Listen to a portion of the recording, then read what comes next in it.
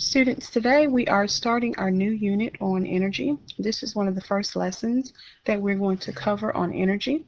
The standard that we're going to be looking at today is S8P2. Students will be familiar with the forms and transformations of energy. We are going to focus today on the relationship between potential and kinetic energy. In the blueprint, I have already identified an I can statement for this particular standard. I can explain the difference between potential and kinetic energy. Make sure you write this on your student-friendly standard sheet that you have attached in your notebook. So by the end of our lessons on potential and kinetic energy, we should be able to explain the difference between these two forms of energy.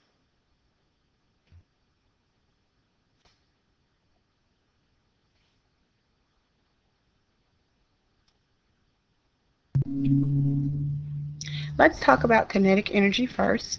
Kinetic energy is the energy an object has due to its motion. So when an object is moving, you would describe that object as having kinetic energy. It depends on two factors, and those two factors are mass and speed. The kinetic energy will increase as an object moves faster. So if you increase the speed, the object is going to have more kinetic energy. Also, your kinetic energy will increase if the mass of the object increases. So the more massive objects would also have more kinetic energy. Some examples of something that has kinetic energy would be a boy running or a cup falling. At the bottom, I have a couple of pictures here. Please make sure you include some pictures within your foldable that show you some examples of kinetic energy. Now let's look at potential energy.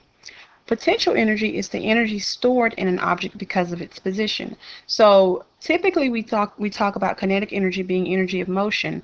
Potential energy is energy of position. It also depends on two factors, and those factors are mass and height.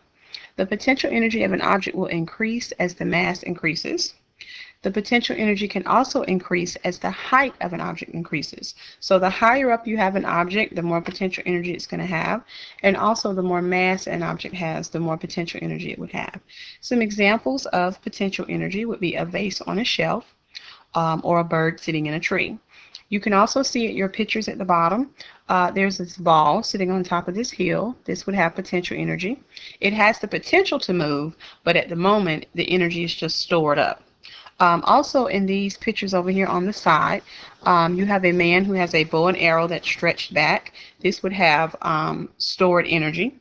And then also right here with this demolition machine, you have this ball which has potential energy as well. It's in position.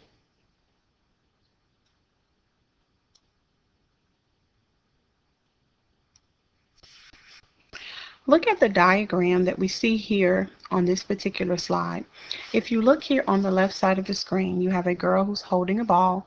This would be considered a form of potential energy. But as soon as she drops that ball, that potential energy is then going to transform into kinetic energy. And we're going to see that as we study more about forms of energy. We're going to talk more about how these forms of energy, they don't stay the same form. They can transfer back and forth from one form to another. And this is just one example that you can see here in this picture. So position, potential energy, motion, kinetic energy.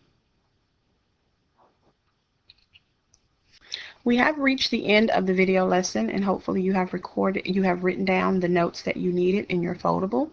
The website that you see here on the screen is a website that I would like for you to visit and work on your second activity that is linked to our lesson on potential and kinetic energy.